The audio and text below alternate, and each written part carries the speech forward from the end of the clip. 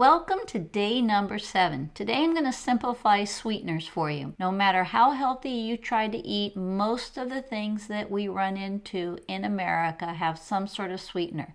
Once you taste something sweet, it's going to hit a part of your brain that causes an addiction. And it's very easy for that addiction to grow. And therein lies why this is going to be such a simple method for you moving forward. Becoming aware of how much you're consuming to start weaning yourself off little by little. When you taste something sweet, whether it causes your sugar in your blood to go up or not is irrelevant. The fact that you just taste something sweet is causing the problem. And this is going to negate a lot of the questions when someone says, well, is this sugar better than that sugar? I don't care what sweetness you are consuming. As long as it tastes sweet, it is going to create the addiction. So there's where we're going to work on, which is the dopamine hit that it creates in the brain. And the only way you're going to work on that is by knowing the measure of how much sweetness you are exposing your body to on a daily basis. Because sweetness is a drug. Whether you get that with sugar or a non-nutritive sweetener or a no-calorie sweetener, doesn't matter. The problem is the chemical reaction in the brain. So many people today are sugar addicted to where they can't go more than a few hours without eating because they are sugar burners. Just because you read the label and you see how many grams of sugar are in that product, it doesn't count all the other sugars that are in there. So I'm going to make this super simple for you by giving you this screenshot of the sneaky sugar names. First, caramel, honey, molasses, syrup. Those are all easy to know that they're sugar. Next group, crystals. Anytime you see the word crystals, now granted it could say sugar crystals, but more than likely they're going to create some word to put in front of it. Now when it comes to fruit, juice, and nectars, those should be easy for you to remember because fruit is nature's candy. Whether it's the nectar, whether it is the juice of the fruit, but just because it comes from the fruit makes it into the sugar category. Now here's the next one that's the sneakiest of all, and that's the word starch. Starch is actually 3 molecules of sugar linked together. And that is the one that's so notorious in processed foods.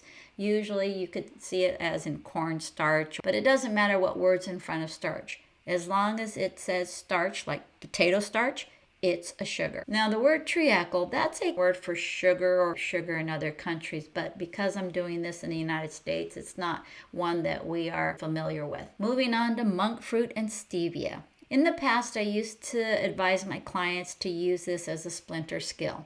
But what ended up happening when I said that is they started using it and continued to use it, and they missed the point, which is these sugars that are made by Mother Nature, just because they are natural and they don't raise your blood glucose levels, does not mean you can continue to eat them without abandon. Now, the next 3 are from the olden days: aspartame, saccharin, sucralose. These are all chemically created, very bad for the gut biome. I wouldn't recommend them. Here's the other key. Any word that ends in ACE, A-S-E, IDES, I-D-E-S. Some examples for you there. Glycerides, saccharides. Anything that ends in O-S-E. Examples: dextrose, sucrose. Anything that ends in O-L. These are the sugar alcohols. Sorbitol, xylitol. And by the way, a lot of these are in your toothpaste or in mints or in mouthwash. Try to avoid these because, again, they are stimulating a sweet taste in your mouth. Anything that starts off with D-E-X, as in dextrose. Glucose, example, glucamine. Malt, think of a malt milkshake. That should make it really easy for you. So you see how sneaky they are with the word isomalt as an example? You wouldn't think that that was a sugar unless you knew to look for these key derivative words. And the last one, suc, S-U-C.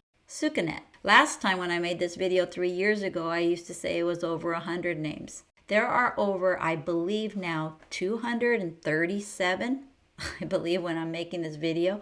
And it's going to get worse. And why? Because the processed food companies want to continue keeping you addicted to their products by continuing to put sugar into things you would not even believe have sugar in them. The The goal is for you to get these items out of your household first. Go through your pantry, go through your refrigerator, pull out anything in there with the label on it, and start looking for these. Next time around when you go to the store, you are not going to rebuy those products again. Because if you're going to consume sugar, I would rather you enjoy it in a donut as dessert or chocolate cake. I don't want you creating metabolic disease without even knowing what's going on right underneath your nose. Whole foods that you eat from Mother Nature, they don't come with labels on them. You'll notice what parts of the store you're going to start probably shopping less from as time goes on. Time for an example. Lay's barbecue potato chips. How many sugars are in here? First, you have the easy one, sugar. Here's the second one, dextrose. Remember, DEX.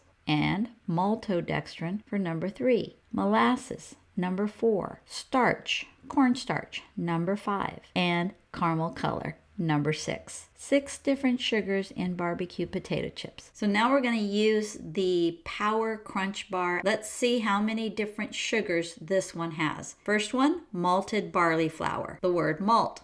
There you go. Number 2, sugar. That's an easy one, obviously.